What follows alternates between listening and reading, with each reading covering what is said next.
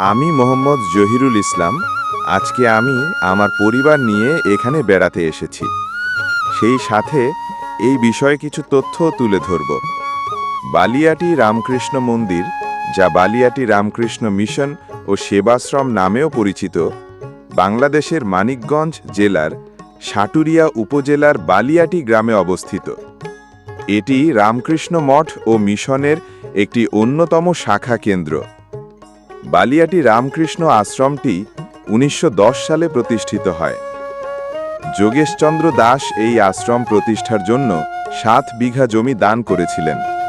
1925 সালে এটি রামকৃষ্ণ মিশনের একটি শাখা কেন্দ্র হিসাবে বেলুর মঠের অধীনে অন্তর্ভুক্ত হয়।